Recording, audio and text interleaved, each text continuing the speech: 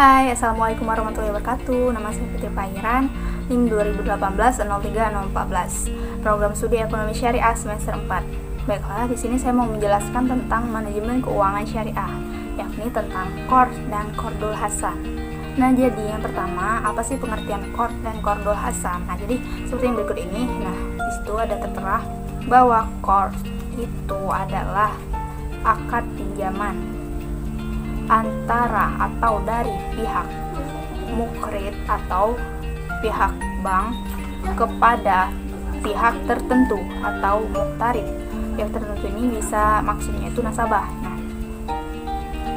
atau muktarid tadi. Nah, yang mana kemudian pinjaman tersebut wajib dikembalikan dengan jumlah yang sama sesuai dengan waktu yang telah ditentukan. Nah, jadi itu pengertian qard. Kemudian selanjutnya yang pengertian qardul hasan. Jadi qardul hasan itu adalah akad pinjaman dari pihak bank atau mukrid kepada pihak tertentu atau muktarid atau nasabah tadi untuk tujuan sosial. Jadi yang qardul hasan ini untuk tujuan sosial dan juga wajib dibayar. Nah, kemudian jadikan itu pengertian qard dan qardul hasan. Kemudian jadi apa sih bedanya antara qard dan qardul hasan itu? Nah, jadi beda antara qard dan qardul hasan ini tertera di sini. Nah, jadi bedanya itu yang pertama, qard itu jenis pinjaman yang dapat ditagih dalam waktu yang telah ditentukan dengan jumlah yang sama. Nah, sedangkan berbeda dengan qardul hasan ini sendiri, yang mana qardul hasan ini merupakan akad pinjaman tabaru atau tolong menolong, yang mana maksudnya ini jika seseorang telah melakukan akad tabaru, akad qardul hasan, maka si nasabah tidak diwajibkan untuk membayar pinjaman tersebut bila LKS ini merasa bahwa nasabah ini benar-benar tidak mampu untuk membayar pinjaman tersebut, maka itulah yang dinamakan qardul hasan. Dan ini juga termasuk sedekah. Jadi qardul hasan ini kan dari kata juga yang berarti hasan, berarti kebaikan. Nah, jadi seperti itu.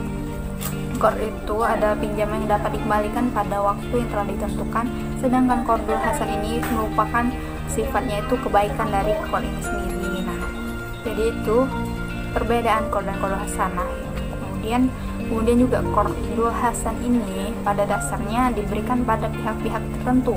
Yang pertama itu pada seseorang atau nasabah yang memerlukan dana pada saat waktu yang urgent atau waktu yang genting. Contohnya seperti misalnya dia ini memerlukannya pada waktu yang sangat genting untuk memerlukan pinjaman, maka si LKS juga boleh juga. Jadi si LKS ini memberikan pinjaman kepada nasabah. Nah, itu yang pertama. Kemudian yang kedua juga pengusaha kecil atau usaha kecil yang kekurangan dana yang mempunyai prospek yang baik. Nah, jadi itu perbedaan qard dan qardul hasan. Kemudian landasan hukum. Apa sih landasan hukum qard dan qardul hasan ini sendiri? Nah, landasan hukum qard dan qardul hasan ini diantaranya yaitu yang pertama terdapat dalam Quran surah Al-Baqarah ayat 245, yang mana artinya siapakah yang mau meminjamkan pinjaman yang baik kepada Allah atau menafkahkan harta di jalan Allah, maka Allah akan melipat gandakan pembayaran kepadanya dengan lipat ganda yang banyak. Nah, itu yang pertama. Kemudian dalam Quran surat Al-Hadid juga ayat 11, yang mana artinya siapakah yang meminjamkan pinjaman yang baik kepada Allah, maka Allah akan membalas balasan yang berlipat ganda dan dia akan memperoleh pahala yang banyak. Nah, jadi arti kedua surat ini, ayat ini sama juga, hampir sama seperti itu. Dan maknanya juga sama, yang mana maknanya jika seorang itu meminjamkan uang dengan jalan Allah yang baik, maka dia akan mendapatkan pahala yang berlipat ganda. Nah, jadi itu landasan hukum qard dan qardul hasan ya. Nah, setelah landasan hukum, kemudian ada rukun qard dan qardul hasan ini sendiri. Nah, apa sih rukunnya itu? Jadi rukun qard dan qardul hasan itu di sini. Jadi yang pertama rukunnya itu, yang pertama pastilah harus ada si yang mau minjam dana atau muqtarid atau nasabah. Nah, kemudian yang kedua yaitu muqtarid atau pihak yang meminjamkan dana, yaitu si bank tadi. Nah, kemudian yang kedua barang atau objek yang dihutangkan. Itu yang ketiga. Kemudian yang keempat itu harus adanya ijab qabul atau sigot dalam arti Arabnya. Jadi itu rukun qard dan qardul hasan. Nah, setelah rukun kita balik ke ketentuan umum. Qard ini yang mana terdapat dalam fatwa DSN nomor 19 DSN MUI 4/2001, yang mana ketentuan umumnya ini yang pertama satu yaitu al-qard adalah jenis pinjaman yang diberikan kepada pihak yang membutuhkan atau muqtarid atau nasabah ini. Nah, kemudian yang kedua juga nasabah wajib mengembalikan jumlah uang yang dipinjam dengan waktu yang telah ditentukan. Itu yang kedua. Kemudian yang ketiga biaya administrasi ini jadi dibebankan kepada nasabah. Itu yang ketiga. Jadi yang keempat LKS wajib memberikan LKS di sini dapat meminta jaminan kepada si nasabah bila dirasa perlu. Itu yang keempat. Kemudian yang kelima nasabah dapat memberikan sumbangan atau sukarela kepada LKS selama tidak dalam perjanjian. Jadi si LKS boleh memberikan dana atau sebagai terima kasih kepada maksudnya si nasabah boleh memberikan terima kasih pada si LKS karena dia meminjamkan dana. Nah, tapi bukan termasuk dalam perjanjian. Kalau dalam perjanjian itu kan namanya riba. Nah, jadi itu yang kelima. Ya, kemudian yang keenam, bila nasabah dirasa tidak mampu untuk membayar uang pinjaman itu dan LKS telah memastikan ketidakmampuannya, maka LKS di sini dapat memperpanjang masa pembayaran. Kemudian yang kedua juga LKS dapat menghapus kewajiban si peminjam tersebut. Itu jadi ketentuan umumnya.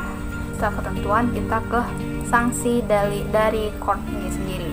Sanksinya ini juga terdapat dalam fatwa DSN ini, yaitu yang di sini. Nah, jadi sanksinya itu yang pertama yaitu bila mana nasabah tidak menunjukkan keinginan untuk membayar kewajibannya dan dirasa bukan karena dia tidak mampu, maka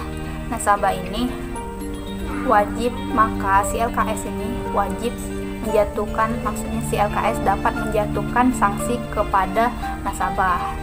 Itu yang pertama. Kemudian yang kedua sanksi yang diberikan sebagaimana yang dimaksud dari butir 1 tadi dapat berupa titik-titik, itu sesuai di dalam sini titik-titik, dan terbatas pada titik-titik dan penjualan barang jaminan. Jadi maksudnya itu barang sanksinya itu tidak terbatas dan juga bisa terdapat pada penjualan barang jaminan. Nah, itu yang kedua. Kemudian yang ketiga, bila penjualan barang jaminan tidak dapat melunasi si nasabah harus tetap wajib melunasi hutangnya tersebut. Nah, jadi kalau barang jaminan ini telah dijualkan, nah masih saja tidak cukup untuk melunasi hutangnya, maka nasabah tetap harus wajib membayar hutangnya. Jadi seperti itu. Nah, jadi itu saja yang saya sampaikan tentang qard dan qardul hasan, yang mana tadi itu terdiri dari pengertiannya, kemudian landasan hukum, kemudian ketentuan qard, kemudian perbedaan qard, kemudian sanksinya. Jadi mungkin itu saja yang dapat saya sampaikan. Wabillahi taufiq wal hidayah. Wassalamualaikum warahmatullahi wabarakatuh. Terima kasih.